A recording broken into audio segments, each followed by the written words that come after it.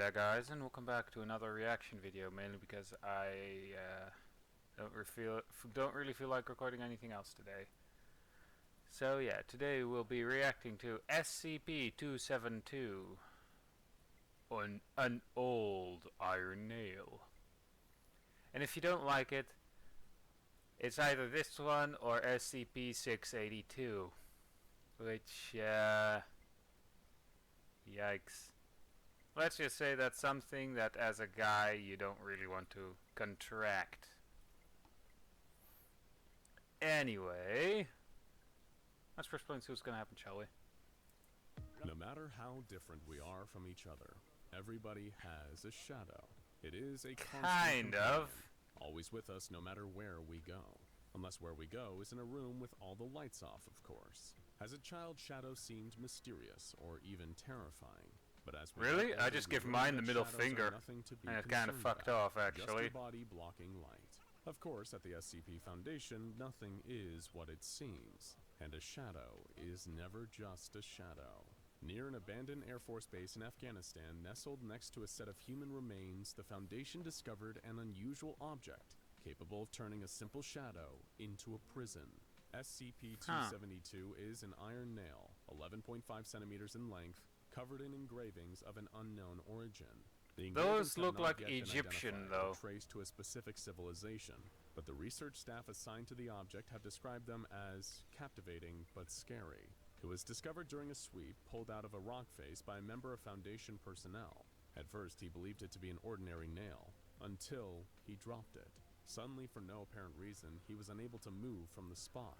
He stood there calling out for help for 20 minutes before another member of personnel picked up the nail and he regained full range of motion. SCP-272, like many other objects in Foundation containment, is almost eerily mundane. I guess this SCP you can kinda use for kidnapping, I guess. Just have to gag the its true nature only reveals person who's being kidnapped, obviously. Determined to learn more about the nail's properties, no offense, limitations, no nefarious ideas just now. The Foundation conducted a series of experiments. The first experiment was conducted at the discovery site for What are the side effects, though? The rock face in Afghanistan. A D-class, referred to as D-272-01, was handed the nail and instructed to hammer it into his shadow, in the area of his feet. Once the nail was 2/3 into the rock, 01 was no longer able to move. He attempted to run but could not lift his feet. He stood there sweating and immobile until he collapsed from heat stroke. At this point, a researcher intervened and attempted to carry the unconscious man out of the sun. No matter how hard they tried, his body could not be moved until they removed the nail. 01 was taken to a hospital and administered fluids and a medical exam, and testing was suspended for the day. After determining that the nail immobilizes its victims by trapping their shadows and them in place, the research team wanted to test the limitations of this effect. If the nail needs a shadow to work, then what happens when there is no shadow present? A new D-Class 02 was selected and brought into the same discovery site. This time, however, they went after dark, at approximately 10 p.m. The nail was dropped at 02's feet and embedded itself in the earth without needing to be hammered. Then 02 was instructed to walk 10 meters away from the nail.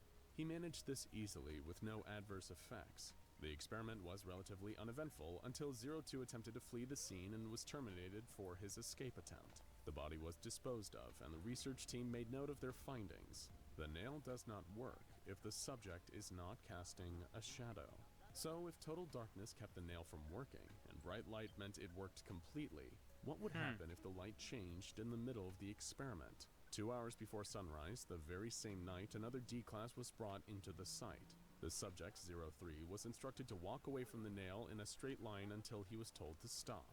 2 hours later, when the sun came up, all hell broke loose. 03 was pulled into pieces as his body attempted to make its way back to the direction of the nail by any means necessary. His legs were yanked back towards the nail and were collected several feet from it. His torso, on the other hand, was located 106 meters away from the nail, with signs of road rash and severe trauma. 3 cleanup teams were required to remove all evidence of the carnage. The nail was removed to test facility 25-H, and the team decided to put an end to any further experimentation involving Sunrise. Several writing-based Until... experiments followed the Sunrise disaster, all with relatively uneventful findings. The research continued in this way until one member of the research team, Dr. Cho, posited a new question. What happens if the nail is embedded in two overlapping shadows? Two other members of D-Class personnel, 04 and 05, were They positioned become under stadium fused, I lights so that guess. their shadows overlapped. The nail was dropped onto a point where the shadows were on top of each other, and promptly embedded itself in the ground. Both subjects were instructed to attempt to move away from the nail. 05 was completely trapped, unable to move her feet or walk away. Meanwhile, 04 was able to move freely with no consequences except for a feeling of a chill. So the nail is only able to hold one person at a time. In an attempt to see if there is a pattern present in terms of which person the nail will hold, if presented with multiple options, a follow-up experiment was conducted with 8 members of D-Class personnel, ranging in age from 18 to 59 years old. All 8 subjects were placed with their shadows overlapping, and the nail was dropped onto the point of overlap. The youngest subject, an 18-year-old boy, was held still by the nail. The other 7 test subjects let out a scream when the nail hit the ground, and were reported to shiver throughout the duration of the test. When the 18-year-old was taken out of the study and the experiment was repeated, the second youngest person in the group was held in place. The experiment was repeated 4 more times, removing a subject each time until subject 07 collapsed from hypothermia. The next experiment was conducted outside, in a grassy field near the test site. Subject 05 was placed on the grass and handed a shovel. Once the nail was firmly in the subject's shadow, she was instructed to dig it out of the dirt. 05 began digging and proceeded normally at first. After 90 seconds, however, she fell to the ground, screaming in agony. A medic rushed to her side, but by the time he reached her side, she was already dead. An autopsy determined that subject 05 died of a cerebral hemorrhage, with no clear physical cause, though it appears that the attempt to remove the nail is what killed her. The research team decided to take a break from human trials and take a closer look at the physical properties of the nail itself. What weaknesses did it have? Could it be destroyed? Subject 09 was given the nail and a collection of tools, then instructed to go to town on the object and attempt to destroy it. 09 placed the nail in a vise and attempted to go at it with an angle grinder. As soon as the grinder touched the nail, 09 fell to the ground, seizing and speaking in tongues, hands pressed to his temples. 30 seconds later, he was dead from the same kind of cerebral hemorrhage that killed subject 05. Examination of the nail revealed a small amount of surface damage, showing that the nail likely can be destroyed, but is somehow able to defend itself against destruction. Regular human trials were resumed the next day, and Subject 10 was brought into the test facility. There, one stadium light was placed on a computer-controlled track, allowing the light to be shifted incrementally from a remote point outside of the room. The light was set up to cast a long shadow, and the nail was dropped into the shadow's head. Immediately, Subject 10 was unable to walk away from the nail, in keeping with the standard effects of SCP-272. Then the light was slowly raised, moving the shadow. The subject was dragged along as the shadow moved, as if yanked by his feet. He stumbled and had to work to regain his balance. Then the light was moved quickly. Again, the subject was dragged along with the motion of the shadow.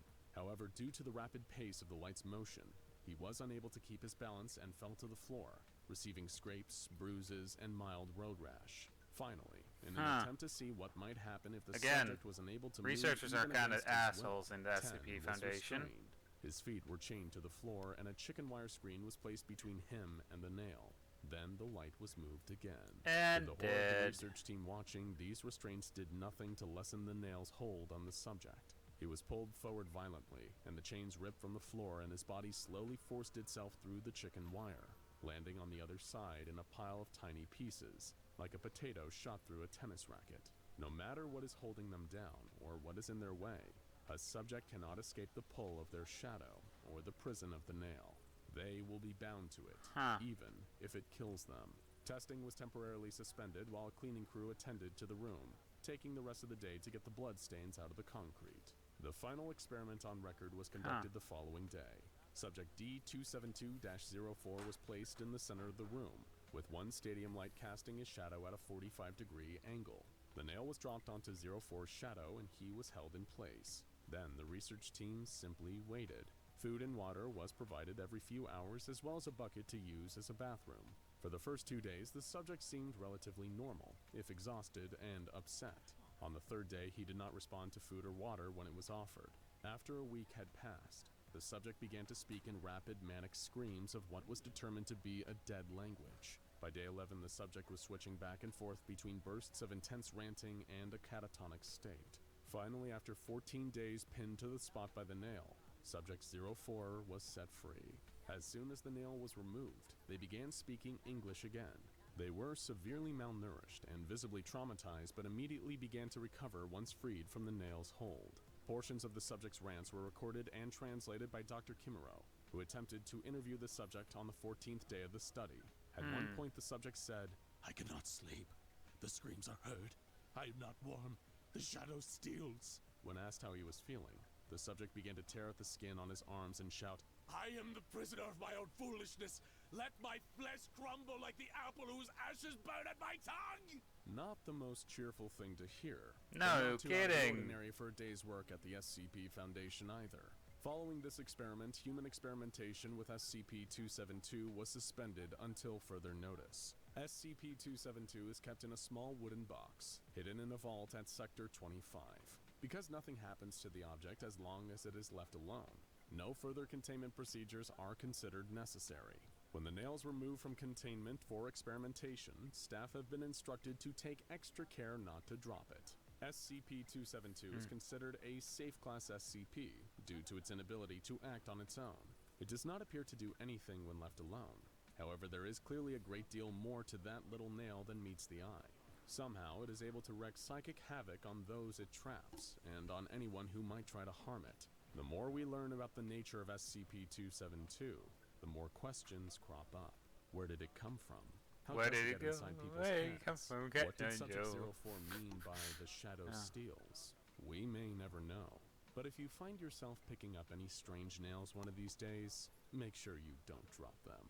Now go check out SCP-999 the Tickle. Ah yes, SCP-999, the monster that makes you feel real good. Well, anyway, I hope you guys enjoyed this video, and I'll see you guys in the next video of whatever I'll be making. So yeah, bye!